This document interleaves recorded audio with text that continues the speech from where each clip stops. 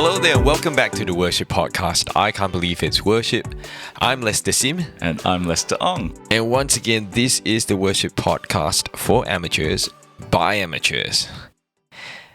We are in our very last episode that we are recording here in Japan. And it has been a really good time meeting with people, being able to support the local churches here, and also being able to reach out to the community. And to be honest, I think that's more than what we expected. Yeah, I think this is one of the most surprising ministry trips I've been on for a while. Ostensibly, we were here in Kagoshima to teach worship seminars, but because of some of the stuff that some of the connections that our underground missionary Kevin has been making, we were able to get into places to share the gospel where I don't think you'd ordinarily be able to get to. Yeah, I think that was what made it even more interesting was that I think we were under the impression that our main job, I guess, was to train and equip the local churches. And I remember being hesitant when Kevin asked us, hey, would you guys be willing to, go into an elementary school to do some music items? And I was like, I'm not sure if we would have the headspace, but I'm actually really thankful that we got to do that. Yes. And I think part of it, and maybe I'll ask you this in a moment about the preparation phase, but for me, the preparation phase was really, I was coming out of a pretty busy season in my life. So even to turn my head towards getting ready for the main aim of the trip, the worship seminars, it was pretty full on. So I couldn't really turn my mind to what was going to happen in Japan. Yeah. So how was the preparation for you? I think it was.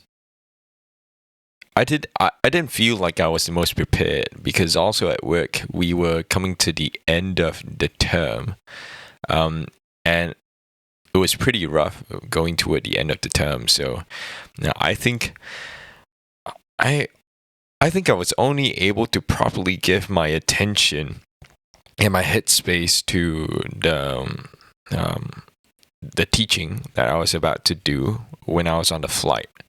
I actually think that was like the only time that I was fully focused. Before that, I had drafts, came up with a number of drafts, but didn't really have time to finalize it. So, yeah. But with that being said, it's not that this trip was super intense, so much so that we had many meetings. How many meetings did we have online? Just 2, actually. Just 2? Yeah. Yeah. And I think it's because would you really call this I would say it is a mission trip, but it's more like a ministry trip. Yeah, that's right. That's how I would characterize it, because we came to Japan, you and I, and several others in December 2024 in Fukuoka. Yeah. And half the team actually went down to Kagoshima for a worship seminar. And I completely fell in love with what God was doing in Kagoshima. The spiritual atmosphere was quite different to what was in Fukuoka, and the church there was pretty unified. And Pastor Matsumoto, whom you heard from in the previous episode, was quite a key person in that. And I enjoyed it so much, I was talking to Pastor Benny about it, and Pastor Benny was our former senior pastor. He invited me to go to Japan again in March of 2025 after having returned in December 2024. And I remember talking to you because I thought, this might be a great opportunity for us to go together. And Pastor Benny was hosting a pastors conference. And so I said to Pastor Benny, is there anything that you want us to do at this pastors conference? And the response seemed to be that we were just going to sit there and be a passenger. And I'm sure that things would have happened if we had gone, and there might have been connections made. But at the end of the day, he also said to me that if we're going to go to Japan once this year, then we better make it more useful in terms of our time. And so after that, we began to organize this worship seminar. And when I say we, I meant Kevin, our missionary. Yeah. Which I felt a bit bad about because, it's like he's got other things to do. Yeah. It's like, organize a seminar for me, Kevin. But he did well. Yeah, and it was quite amazing because the apex, if you like, of this ministry trip was a series of worship seminars beginning on Friday night in Kagoshima. Yeah, and then traveling 2 hours to Miyazaki, where we had another worship seminar for another 4 hours. Yep. Driving back to Kagoshima again, and then we had another worship seminar that afternoon for another 4 hours. We also had we went to a church in Aira in the morning, on Sunday. Which was about 30 minutes out from Kagoshima. Yeah. So that was full on. Yeah. But that was really the main program, and I would say that God blew us away. Yep. Fully agree. Yeah, I think it was such a great time just to. I mean, I heard stories, right? I heard stories from you about how it was such a good time and how you felt like you were doing, or rather that you felt like you were operating in your comfort zone when you were in Kagoshima last year, but I wasn't there, and so I'm thankful to be able to see what that meant, because we were able to do what we do, do worship, and it's within the context of a church that really appreciates that and kind of gives us the freedom to say, all right, just go for it and we will support you. And the church was great. The churches were so ready to worship. Yes, and I did feel bad that not all of us last year could have come to Kagoshima because the team was quite small, that detached and came down. Yeah. And I remember telling you, it just went back to my charismatic roots, Yes. Prophesying and singing in tongues and lots of spontaneous worship. Yeah. And I was really, really moved last year. And I did warn them that I left the other Lester behind. So in one sense, I think the church here was quite glad to have received you. And in fact, one of the running jokes when we introduce ourselves is Lester would usually say, I'm Lester, and actually I'm Chisai Lester, which is small Lester in Japanese. Yeah. And then you'd point to me and say, that's because we have another Lester, and this is Oki Lester, which is big Lester in Japanese. Yeah. So that was kind of a fun ice-breaking thing to do as well. Yeah. But yeah, to have both of us ministering was fantastic. And I'm glad you came along this time. And in fact, you did the opening session. So on Friday night, the church. It was a combined churches of Kagoshima and the worship leaders coming together. And the pastors, and that two of their worship teams lead, which was, what did you observe about that? Because I thought there was something just beautiful in this simplicity. Yeah, so let's just talk about the technical makeup of this band. It was 2 singers, a shofar. I love that shofar. It was in tune. And there was a pianist. And pastor's wife, Noriko-san, was on the tambourines. Yeah, she was on the tambourines. And we volunteered Chris to play the cajon alongside them. So it was a very simple setup.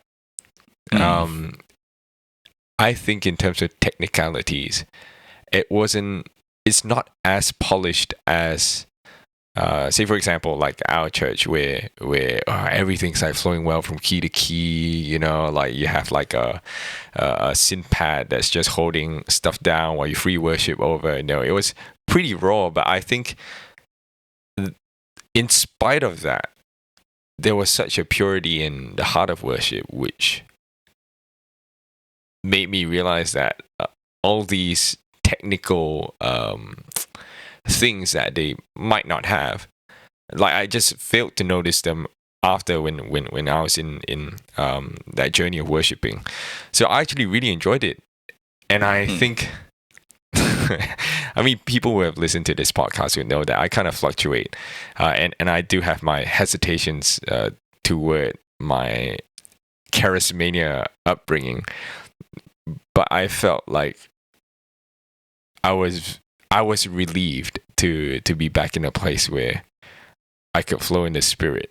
And I don't know, I think this definitely brought about some form of an awakening for me in terms of me recognizing that I cannot afford to leave out the Holy Spirit in my spiritual walk, in my worship. Yeah, that's what I noticed about the worship. So what about you?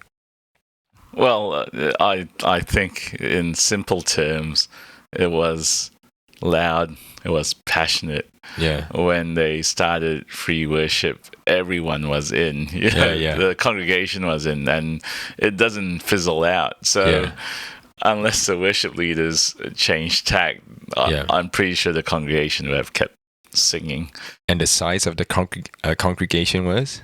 20, 25. Yeah.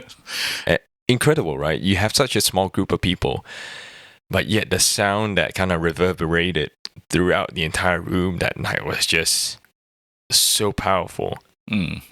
Yeah, which, I don't know, I think we have so many people, and I'm like, oh man, if only we could have like 20 times however many of this happening in our church. How impactful would that be? It's funny. And I'm actually, maybe I'm emotional because I'm tired, but I'm almost getting a bit emotional about it, thinking that I kind of wouldn't mind just having that 20-25 filling the room with their voices compared to, the 1,000 that we have on a Sunday at our own church. Yeah. I don't think the volume of 1,000 people compared to the volume of the 20-25. Yeah. How interesting. Yeah. Because it really makes me revisit my understanding of what worship is. Yeah. And then, of course, you preached the opening session about what is worship. Oh, before that, I had my teaching down, but I was kind of seeking the Lord for a word prior to that to share with them, almost like a very short kind of rhema word, if you will. Correct me if I'm wrong. Yeah, and I felt like the word for them was that God's calling the church to return to that heart of worship, that pure spirit of worship, that is not about all these other things, the flair and whatnot, but He's calling us back to the simplicity of worship.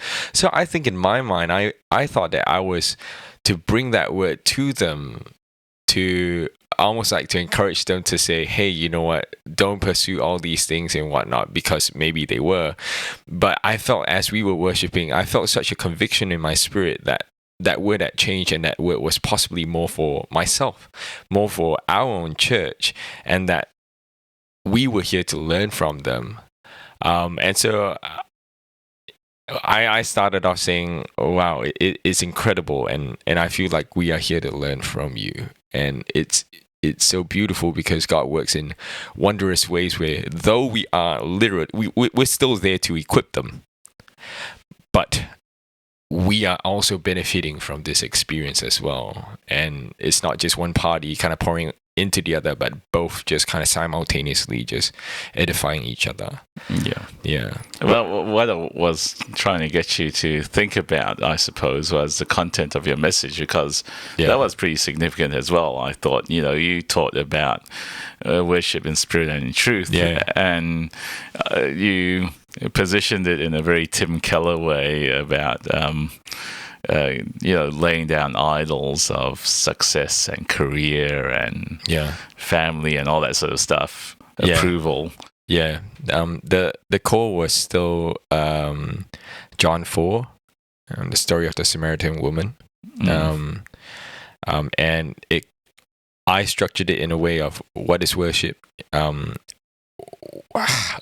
what do we worship, who should we worship, and then how should we worship, and then the outcome of worship. So that was basically what I said. And I don't want to get into the details, but the overall heart of the entire thing was like what you said about putting aside these idols that we have in our lives, the 4 deeper idols of power, approval, control, and comfort, putting aside those, and even the deepest idol that I perceive to be ourselves, to remove these idols from the throne of our hearts, the throne of our lives, and allow the Lord to sit on that throne. And that was like the key point.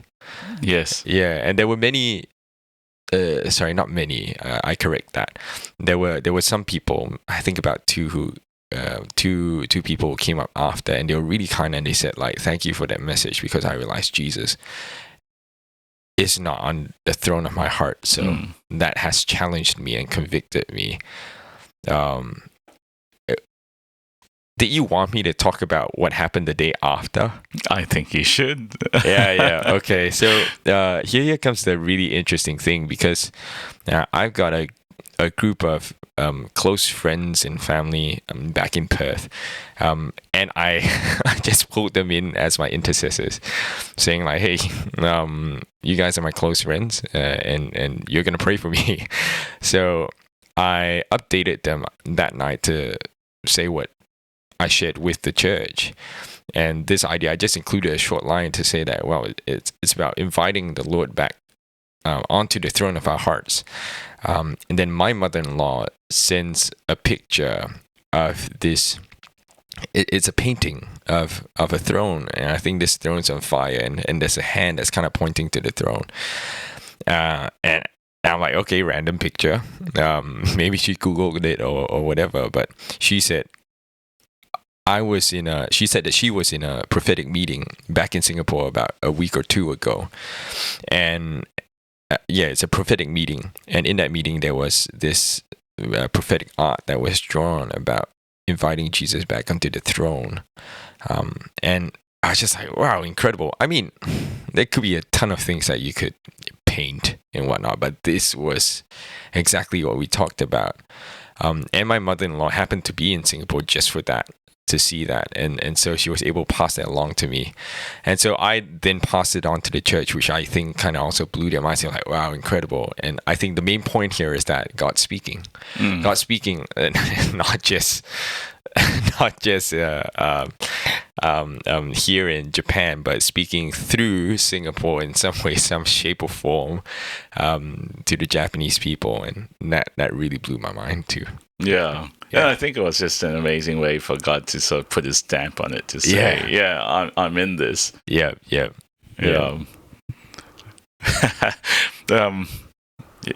The next day we drove down to Miyazaki. And we joined with another missionary on the ground there. And she had organized a combined churches seminar as well, worship seminar. And I'm just amazed that, there's so much unity that they could call for people to come together to listen to us. I'm not even sure why well, it's that much of a draw card, but that gathering actually happens once a month, and because we were there at that time, they were able to get us to anchor that entire seminar. And it's just amazing that the worship leaders and the pastors would gather every month to worship together, to hear the word of God. And it was in that we had 2 sessions, right? The first session, they led worship, and then we talked about how to choose and execute a song list. And thereafter, the second session was on spirit-led worship. And these were topics that they chose, right? Yes. So I thought it was interesting because they weren't... so the spirit-led one was more like a sermon. Yes. But the choosing and executing a song list was definitely more like a practical teaching. I did that one, and I definitely didn't feel like that was a sermon. Like, to me, it's like I'm just here to teach you some like tips and tricks. So, but they seem so appreciative of it, and I was really humbled by that. Yeah, I really thought that the worship team there was really hungry to learn. Yeah. So one of the things I think, even watching them in between the first and the second session when we were having dinner, a funny moment came about because our keyboardist who had accompanied us, Chris, we looked up from the dinner area and there was Chris surrounded by women. On the piano, I mean. Yeah. And they were just basically asking him questions about, what he was doing to play better and how to flow on the keyboards, how to make space on the piano. That was just really funny, and he was surrounded the entire time. Yeah.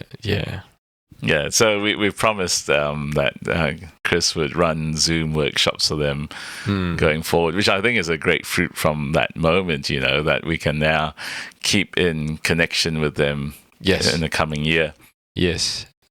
This thing that you just talked about, keeping in connection with the people here, I find so much joy in that, to keep in contact with people that we have met before.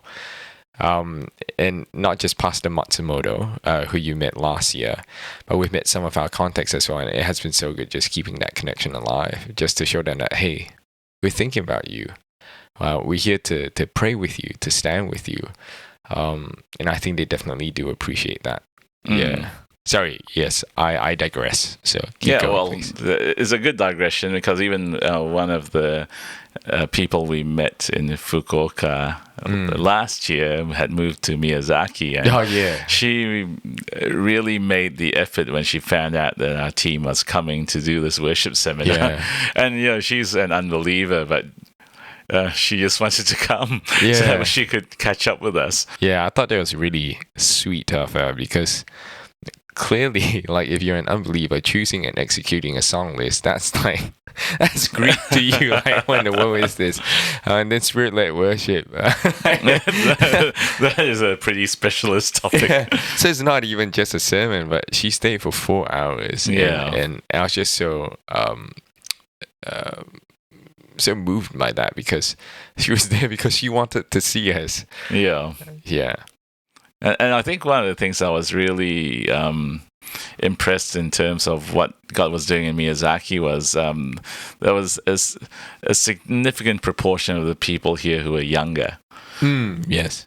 And so it was actually heartening for me, even as I was teaching on spirit-led worship, looking across the room to see so many young people engaged. Yeah. And I really sensed towards the end of my message a burden, if you like, to pray for revival in Japan, and I'll talk about that later on. But to see the young people begin to turn their generation to God, but also to encourage the older generation that all the years of faithful service isn't for nothing, but that the young people are now able to see that revival come in their generation because of the faithful service of the older generation, propping them up and lifting them on their shoulders.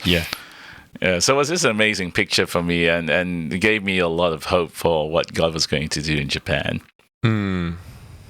Yeah, definitely. So that's Saturday?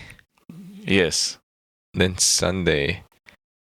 Wow, Sunday was full on, eh? Like we drove to Aira, and we were in a Baptist church, where definitely the the way they run services is different to what we're used to. Yeah, Kevin didn't tell me how conservative that church was. Yeah, I could tell you. I could tell you were conservative. So Lester was leading worship, and I could tell he was so conservative because he basically went from song to song to song, and there was no like a spontaneous song, not even a single line of spontaneous worship, but he just went from song to song to song. Well, to be fair, when the church did their own worship session before our time, it was 3 hymns led off the piano, no song leader at the front. And the congregation literally just sang through the hymn. So I didn't want to really create any trouble. Yeah, but then again, like they were so receptive and appreciative, right? Yeah. So much so that not so much so, but after that, Jackie shared her testimony, and then the senior pastor came up and said, "Well, I prepared English notes," and I was like, "Yay!" And he's like, "But I'm changing it." Like, whoa. So he was a spirit-led conservative. Yes. Yeah, so he changed his sermon on the spot. And it was a good time connecting with the people there. Yeah, and then to my surprise, at least, he towards the end of it, he called for us to come back up and sing "Worthy of It All." Yeah. And then, to my even greater surprise, there were at least 3 people whose hands had shot up into the air, and they lifted up their hands, including what I perceived to be the deacon of the church.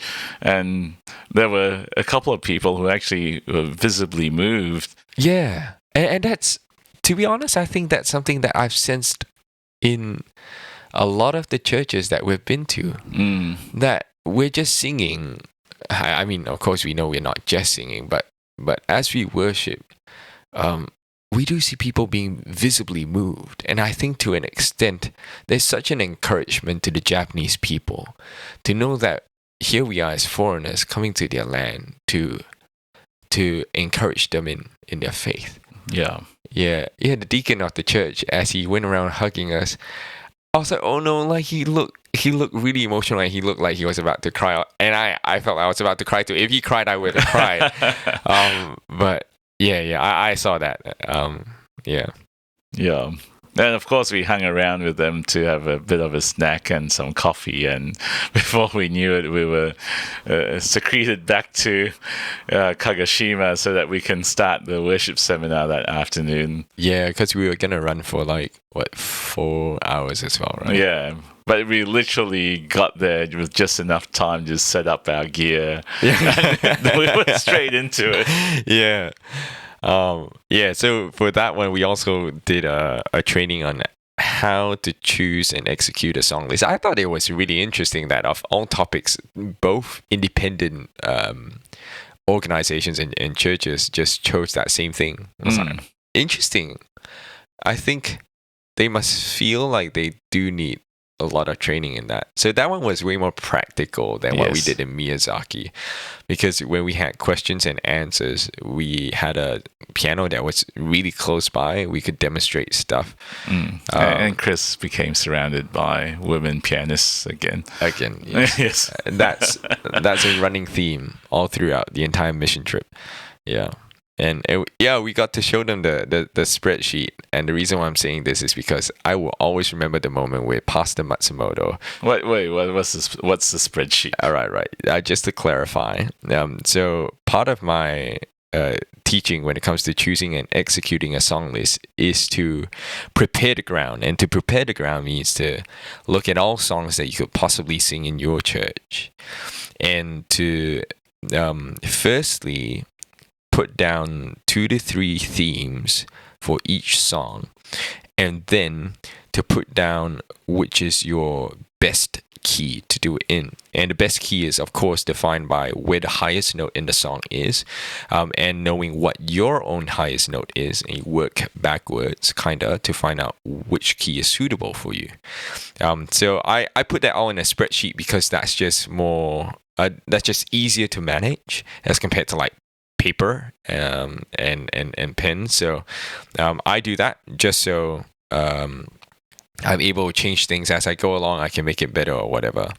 So because they were asking, oh, what does that look like? And I said, oh, actually, I can show you. So we put it up on a projector. And I was showing them, oh, if you change like your highest note, then all the keys will change as well. And so we demonstrated that, and everyone went, oh, and Pastor Matsumoto was like, oh, like he was really shocked. Or at least he seemed really shocked. Little did I know, the last dinner that we had with them, he told me that he does software developing on the side. And I said, oh yeah, that spreadsheet I did. Yeah, that's part of my love for programming. And he said, yeah, actually that seemed really easy. And I was like, but Pastor, you reacted so strongly. And he said, yeah, because the church also reacted strongly, so I had to also react with them. And I was like, wow. I was so blown away by his humor. He's a great person and such a funny guy. I absolutely, I'm looking forward to meeting him again. Yeah.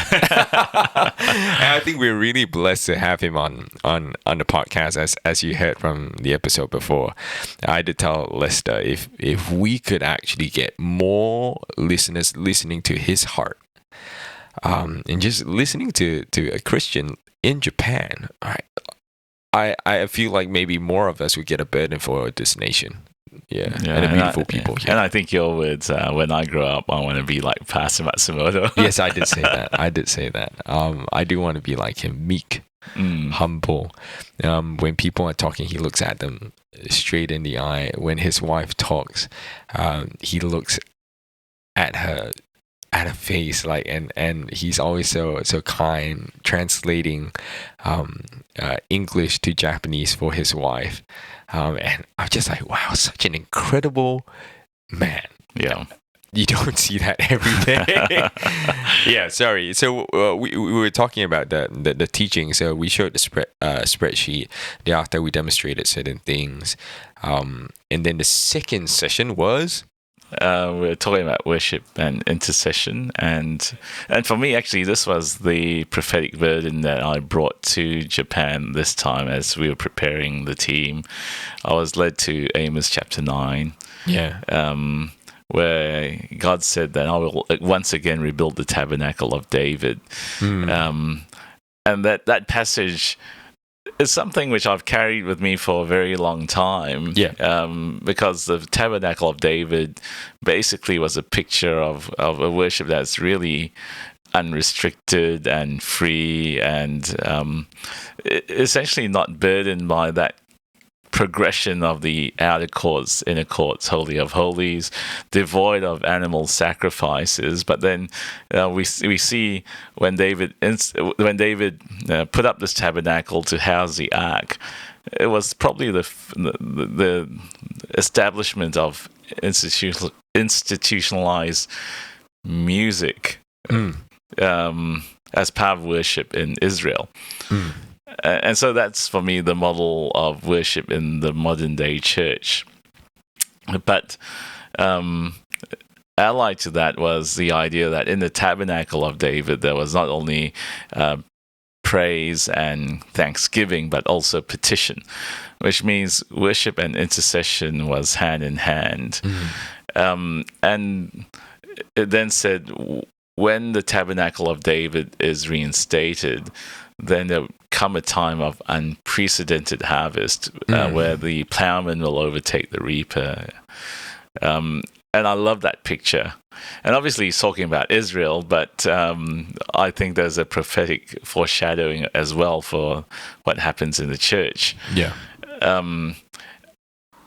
And one of the most important points as I was doing my research and getting ready for this message was that when Amos gave his prophecy, it was prior to the exile of Israel, of Judah, from by the Babylonians, which meant that the tabernacle of David, the temple of Solomon was still standing. Yep. And so what was puzzling to me was, why would God say that he wanted to rebuild the tabernacle of David when the structure that replaced it, the temple of Solomon, which was grander, more beautiful, more, I guess, more harkening back to the original plan of the tabernacle of Moses, but this time in bricks and mortar form. And it was so grand that, the Queen of Sheba came and said, wow. Yeah. It was so grand. And yet God said, I want to rebuild the tabernacle of David, which is a simple tent. Yeah. And the conviction for me was that you could have all these beautiful, grand aspects of worship, but if the heart wasn't in it, then there was no point. And in fact, after Solomon dedicated the temple, God said, if you keep seeking after me and if you follow my ways, then you can keep this temple. But if you turn away from me, then I will reject the temple. I will uproot you from the land. And so the picture here it was very simple for me. God wants a simplicity in worship. And I think what we actually saw in Kagoshima was that a simplicity of worship and intercession. Yeah. That will bring revival to the nation. And at the end of that message, we actually went into a time of worship and intercession quite unlike anything I've experienced for a very, very long time. Yeah. Yeah, that was a really long time of responding to the word, and I think it really brought me back to my time back in my old church, where we would just wait and flow with the Holy Spirit to see what was next. There was no rush. There was no plan, but it's just a waiting that happened. But it wasn't, I think I've been in many meetings where people wait. Yeah. And to be honest, I like to pretend that when I'm waiting on the Lord, it's a very holy moment, but usually my mind is actually going in 100 directions. Yeah. And concentration is hard. This wasn't that sort of waiting, because there was a flow that happened in here. I had a prophetic song that I began to sing, and it sounded pretty good, actually. That's how you know it's shocking. I was like, whoa, this is even rhyming. Yeah. And then in the midst of all of that, the people just kept praying. We went into a moment where I asked the group to pray for revival. And it wasn't a quiet, let's get into little groups of twos or threes. Everybody at the top of their voices cried out. Yeah. And that just continued for several minutes. And you just didn't know when it would stop. Yeah. Yeah, so it's just amazing. I asked then certain of the pastors to pray for certain things and to lead in prayer, and tears just flowed. Yep. And at the end of that, we just didn't know what to do. I think everyone was pretty wrecked. Yeah, yeah. Including, and I'm going to say especially, our team members. Yeah. Including you, by the way. I wasn't really expecting it, but I think when it was Pastor Irina who said she wanted the worship leaders of Kagoshima to stand up and basically, I think it was more along the lines of like to show their gratitude, right, for the gospel night and a worship seminar, and then likewise, we wanted to thank them. And when it came to me, I could barely get a few words out, and I felt like I was really choked with emotion. And I felt like my heart was saying that I was the learner here.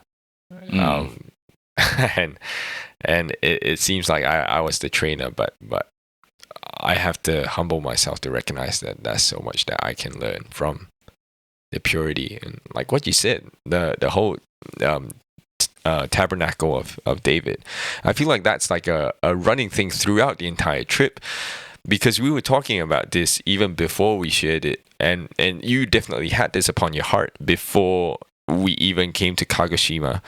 And for me to see this and to feel like, hey, maybe the Lord's calling us back to simplicity, or maybe not even to say, hey, let's intentionally toss out all these fancy things, but he's reminding us that what he cares about is really the heart of worship. We could do all these fancy things with production, make it look good, sound great, just so the world sees and goes, wow, like the Queen of Sheba. But is that truly pleasing to the Lord? I'm sure it is, but what's his preference? Yeah. And I think that's just a running theme all the way through. And I think that's that confirmation for me that I think God wants us to do something about it in some shape or form. Yeah, absolutely. I think I was very vexed by the idea that I almost felt like I'd give up all of that. Worship in a big church with 1,000 people in each congregation, in each service, with smoke machines, lights, a big LED wall, polished music. Yeah. And just have this simple 30 people in a room crying out at the top of their lungs in passionate pursuit of God, singing loudly, picking up the tambourine from the congregation. Yeah. Yeah. I remember saying this when I was fully in tears. But before I say what I said, at different times when we would show them and talk to them about our church, and they'd ask like, how many people do you have in your church, or how many people do you have in your worship ministry? And when we say we have like 150 people in the worship ministry, they kind of go like, wow, that's even bigger than our church. And you can see the admiration. You can see they look at videos of our worship on YouTube, and they're like, wow, like so pretty, wow, so big, and wow, the stage is so huge and stuff like that. And there's that envy, right? And as I was crying and kind of speaking to them, I remember saying this. I said, don't be like us.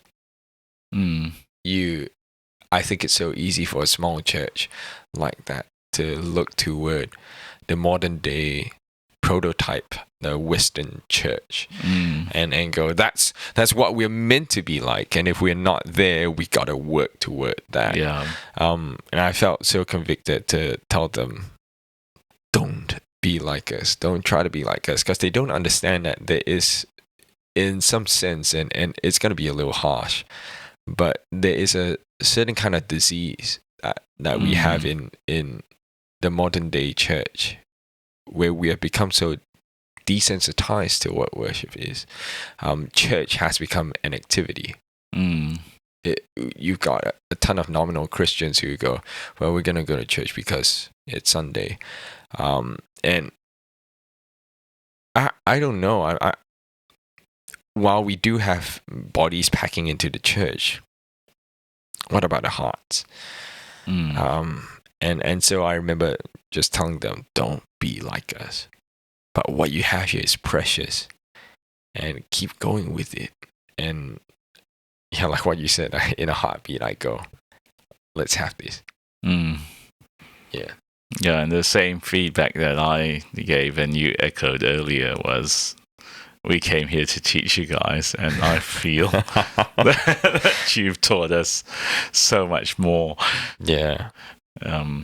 So it's just amazing.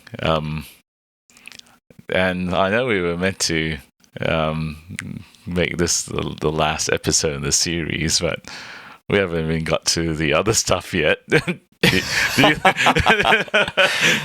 my goodness. Do you think we should have another episode?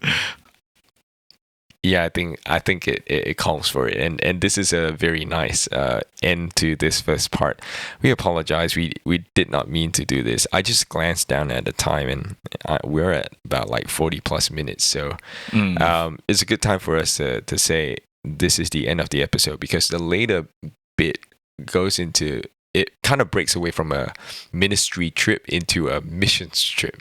Yes. Yeah. And we begin to see, to our surprise, or at least to my surprise, how worship and missions actually intersects very clearly. Yeah. Right. So with that being said, we appreciate you listening in. And honestly, I think with the words that we have said, we bare our hearts before you. To tell you what we have encountered, what we have experienced, and I guess it's easy if you're listening to this to have a lens of skepticism, to go, really, they don't know what they're talking about. How could they say such things?